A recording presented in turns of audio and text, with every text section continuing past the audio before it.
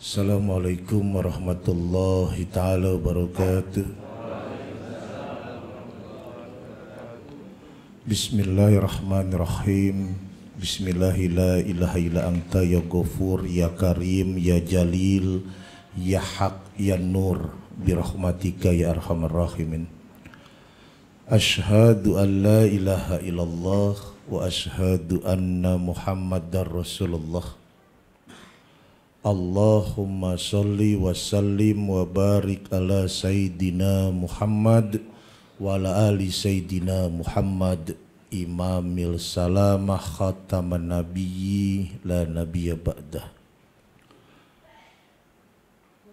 Faqalallahu ta'ala fil Qur'anil Karim bismillahirrahmanirrahim. Qul huwallahu ahad Allahus samad lam yalid walam yulad walam yakul lahu kufuwan ahad. Amma ba'du. Shadaqallahul azim.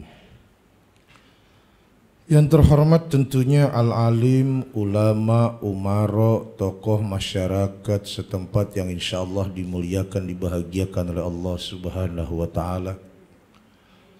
Yang terhormat tentunya saudara-saudaraku, kakak-kakakku, jamaah Majelis Ta'lim At-Tazkir yang insyaallah dimuliakan, dibahagiakan oleh Allah Subhanahu wa taala. Saudaraku rahimakumullah, pantas dan layak kiranya kita berterima kasih kepada Allah, bersyukur kepada Allah. Alhamdulillah rahmatnya, karunia-Nya, hidayahnya Allah sampai saat dan detik ini bersama kita. Tak sedetik pun Allah melupakan kita, walaupun kita sering melupakan Allah. Allah tak pernah berpaling dari hamba-hambanya, cinta dan kasih sayangnya, walau hamba-hambanya sering berpaling dari Allah Subhanahu wa ta'ala. Malam ini kiranya kami mengajak diri kami pribadi, juga mengajak kepada Bapak dan Ibu, ayo bersama-sama berterima kasih kepada Allah, bersyukur kepada Allah atas segalanya, awalan akhiran. Allah berperan sekali dalam kehidupan kita. 24 jam Allah berperan dalam kehidupan kita. Maka layak kiranya kalau kita membuat Allah Subhanahu wa ta'ala ini berarti bagi kita.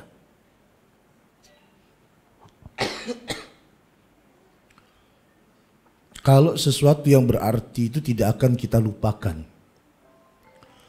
Sesuatu yang berarti tidak akan kita tinggalkan. Betul? Ayo buat Allah itu berarti. Allah yang sudah berperan dengan baik dan benar, dengan cinta dan kasih sayangnya buat kita selama ini. Ayo kita buat dia berarti bagi kita. Bagaimana cara membuat Allah berarti bagi kita? Ingatlah dia selalu. Jangan tinggalkan perintahnya. Jangan mencoba-coba mendekati larangannya. Bawalah Allah selalu. Bawa di mana? Bawa di dalam hati.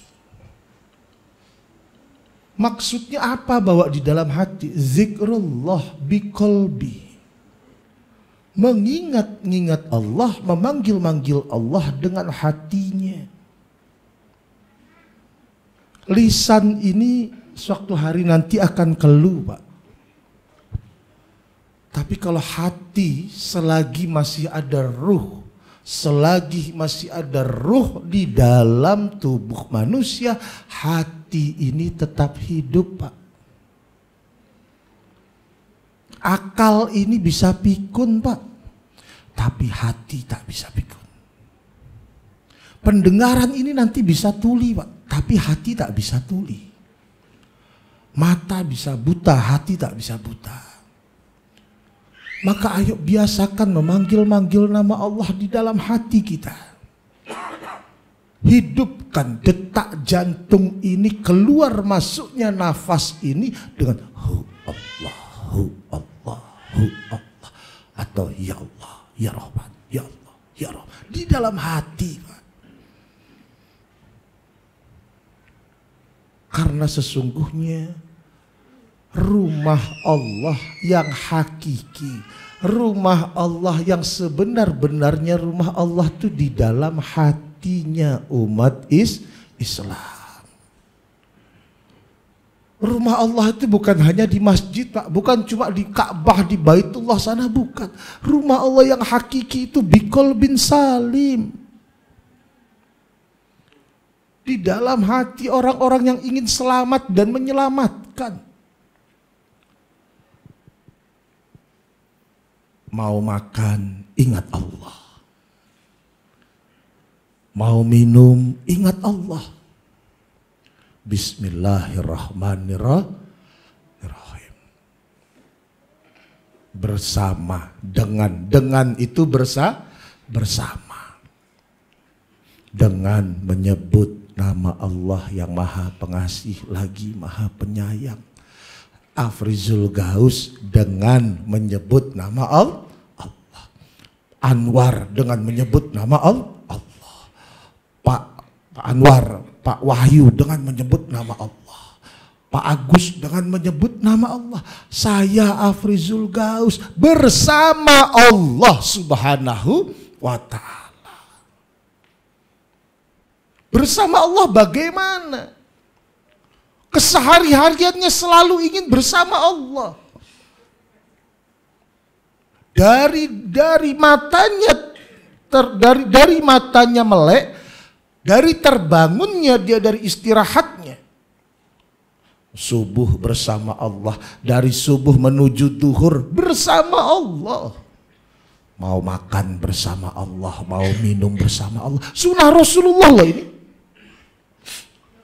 Apabila mau minum menyebut nama Allah bismillahirrahmanirrahim, diakhiri dengan alhamdulillahirabbil alamin. Ini sunnah Rasulullah. Bayangkan dari subuh sampai duhur kita minum berapa kali? Setiap mau minum bismillahirrahmanirrahim, sebut nama Allah. Selesai minum alhamdulillahirabbil alamin. Mau berpergian bismillahirrahmanirrahim, bismillahi tawakkaltu Allah. Berjalan berpergian. Dari subuh sampai duhur berapa kali kita manggil nama Allah. Ketemu duhur menghadap lagi, takaruban ilallah lagi, berjumpa lagi dengan Allah. Dikatakan oleh Rasulullah SAW, buatlah seolah-olah engkau melihat Allah, atau buatlah seolah-olah engkau dilihat oleh Allah Subhanahu wa Ta'ala. Maksudnya apa? Maksudnya belajarlah, hidupkan rasa takutmu, hidupkan rasa malumu, hidupkan rasa sayang, cinta, kasihmu kepada yang kau sembah. Belajar. Supaya kita tidak kurang ajar di saat takaruban ilallah. Kenapa maksudnya kurang ajar di saat takaruban ilallah? Di rakaat pertama Allahu Akbar, ingat hutang. Rakaat kedua ingat tagihan. Rakaat ketiga ingat pekerjaan. Rakaat keempat ingat perempuan. Rakaat kelima ingat dagangan. Kelima, boten enten nggih? Papat tok itu. Rakaat pertama Allahu Akbar kabir, alhamdulillah, baru baca Fatihah. Teleponnya bunyi, kelentang-kelentung, iki sapa maneh. Belajar, Pak, belajar. Belajar seolah-olah kau sedang dilihat Allah dan seolah-olah engkau melihat Allah, kata Rasulullah. Allahu Akbar kabir, alhamdulillah katsira, subhanallah tawasila. Di saat bismillahirrahmanirrahim, hidupkan akal fikirnya. Ya Allah, ampuni dosa-dosaku. Ya Allah, ampuni dosa-dosaku. Ampuni dosa-dosaku. Supaya tidak gembranyang kemana-mana. Sholatnya nggak kemana-mana.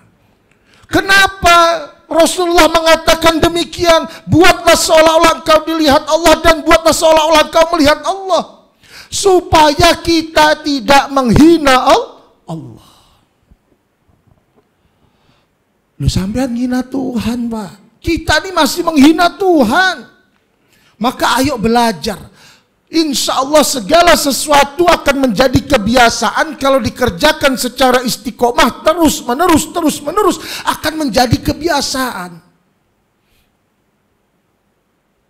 Kita sedang menghina Allah terkadang secara tidak langsung.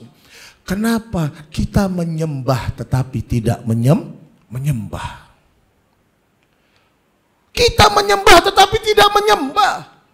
Seolah-olah hanya sebatas menggugurkan kewajiban. Seolah-olah hanya sebatas menggugurkan kewajiban. Wajibnya umat Islam itu sholat. Dikau sholat. Ini kalau kita bicara tauhid. Ini kalau kita bicara hakikat. Kita menghina Tuhan. Tetapi kalau bicara syariatul Islam. Sudah bagus. Ketimbang tidak sholat. Ketimbang tidak sholat. Sudah luar biasa. Meraih kemenangan.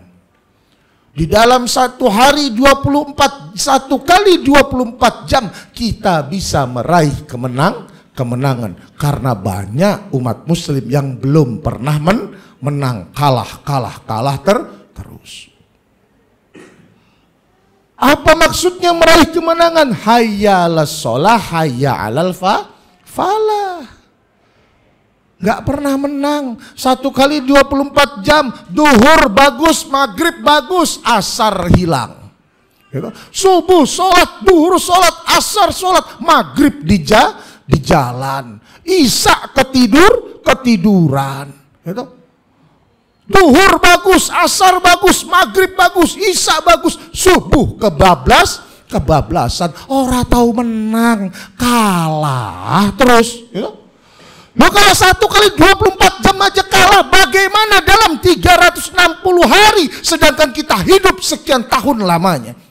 Alangkah rugi di saat umur 40 tahun kau tak pernah menang dalam kehidupanmu. Alangkah rugi umur sudah 50 tahun kau tak pernah menang di dalam melaksanakan perintah Allah Subhanahu wa ta'ala. Hayyalas sholah, hayyalal falah. Tegakkan sholat dan raihlah kemenangan. Kita masih kalah. Kapan kita mau menang? Maka ayo wa ta'awanu 'alal birri wat taqwa, saling mengingatkan di dalam kebaikan. Dengan adanya majelis taklim, ini mengingatkan kebaikan, menegur, mengingatkan. Kalau ngaji nggak tersinggung sampean niku boten ngaji. Ngaji niku kudu tersinggung, betul? Iya. Ngaji cengengesan ae. Lho ya apa sih? Boleh ngaji cengengesan.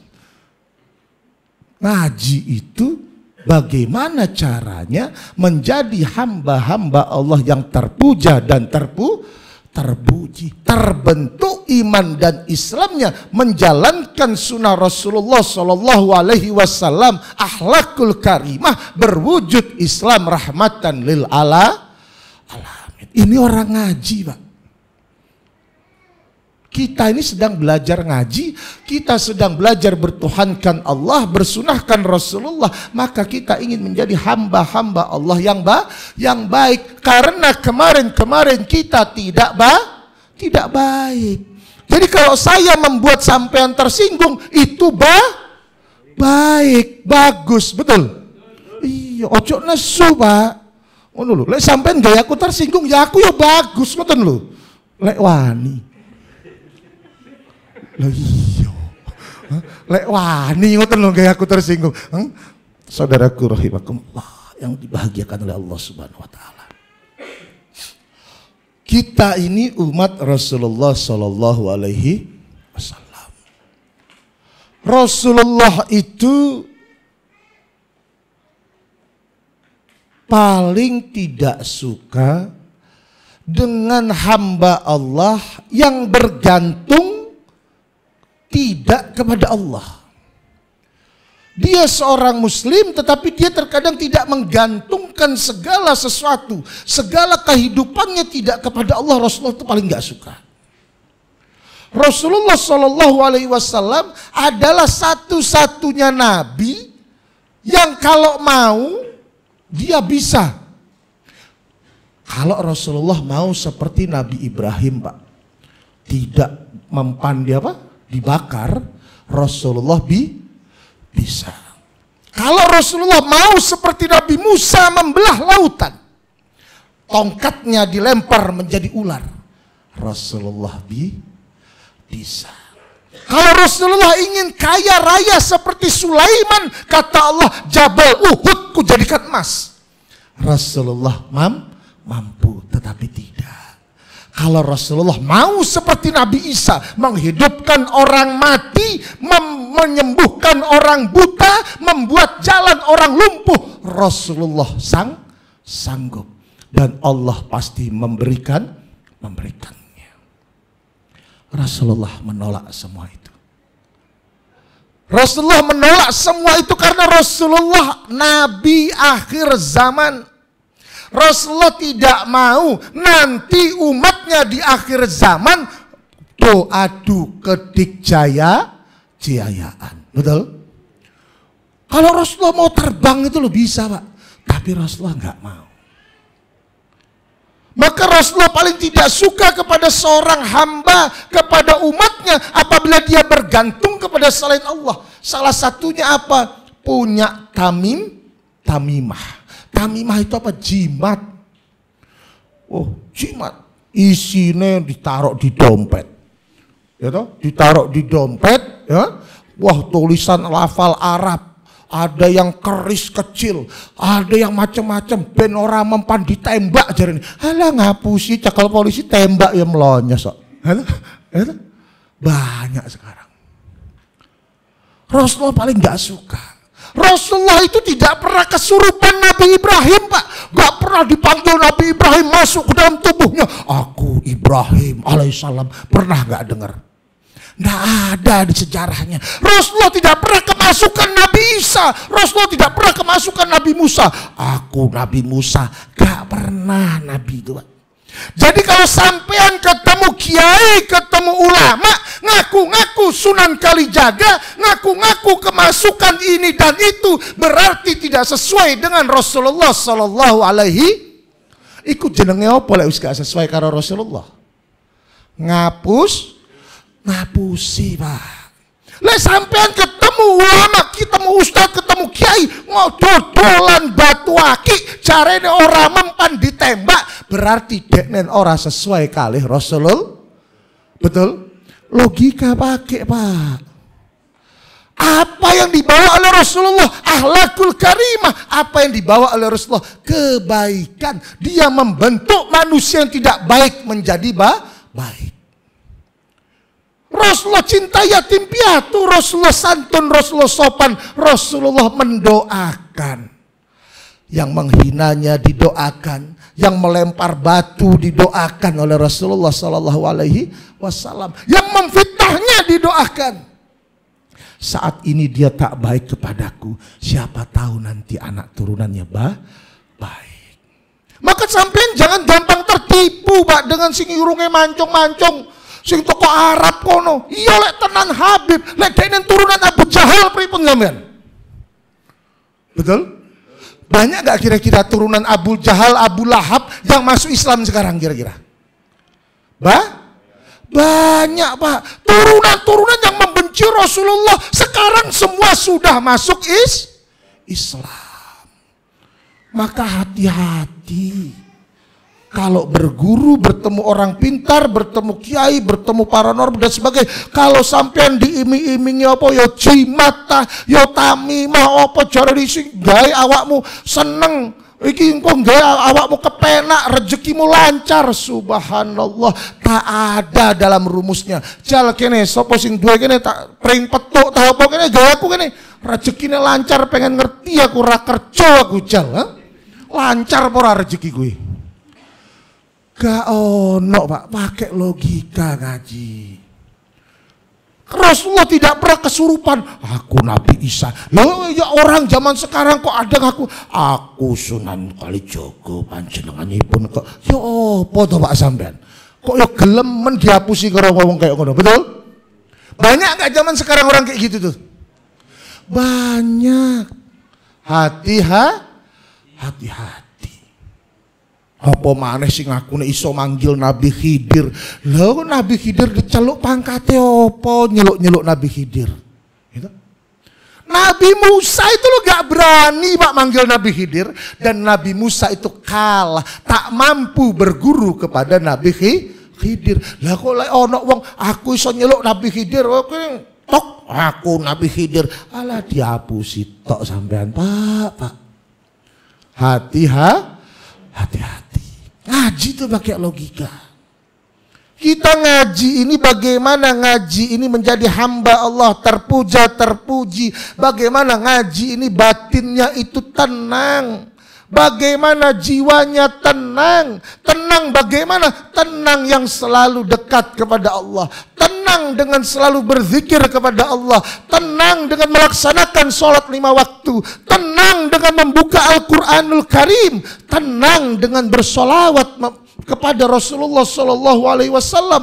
Tenang dengan berpuasa sunnah. Ini loh Pak kita belajar. Supaya hidupnya jadi tenang.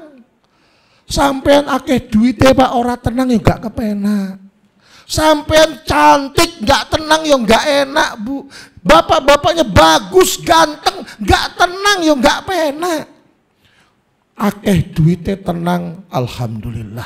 Sedikit duitnya tenang alhamdulillah. Sehat sakit tenang alhamdulillah. Karena apa? Bergantung kepada Allah Subhanahu wa taala. Sebagaimana kata Rasulullah sallallahu alaihi wasallam, la haula wala quwata illa billahil aliyil azim. Bergantung kepada Allah. Aku yang bodoh ya Allah, Engkau yang pintar. Aku yang hina, Engkau yang mulia. Aku yang miskin, Engkau yang kaya ya Allah. Tak bisa apa-apa aku tanpamu. Bukan siapa-siapa aku tanpamu. Kekuatanku darimu. Ilmuku darimu. Kemuliaanku darimu. Semua yang ada di dalam kehidupanku darimu ya Allah. Siapa aku tanpamu ya Allah. Nol. Merasa dirinya selalu kosong. Tetapi isi tapi kosong. Merasa tak bisa apa-apa, ternyata dia bisa di saat dibutuhkan. Merasa dia tak punya apa-apa, tetapi dia menjadi kaya di saat dibutuhkan. Merasa dia hina, tetapi dia bisa jadi mulia di saat dibutuhkan. Kenapa? Karena semuanya digantungkan kepada Allah Subhanahu wa ta'ala. Saudaraku rahimakumullah yang selalu dimuliakan, dibahagiakan oleh Allah Subhanahu wa ta'ala. Sekali lagi kami mengajak, ayo bergantung kepada Allah. Ayo panggillah nama Allah. Ayo bersama Allah. Dan ayo ikuti sunnah Rasulullah sallallahu alaihi wasallam. Karena apa? Karena kita tak tahu di mana dan kapan akan dipanggil oleh Allah Subhanahu wa ta'ala. Selagi masih ada waktu, selagi Allah masih memberi hidayah, selagi Allah masih sayang kepada kita, selagi segalanya masih dicukupi oleh Allah, ayo paksa tubuh ini untuk melaksanakan perintah dan menjalankan sunnah Rasulullah. Karena kalau tidak dipaksa tubuh dan akal fikir, maka takkan biasa, takkan bisa tercipta dekat kepada Allah Subhanahu wa ta'ala. Bifadlikal karim.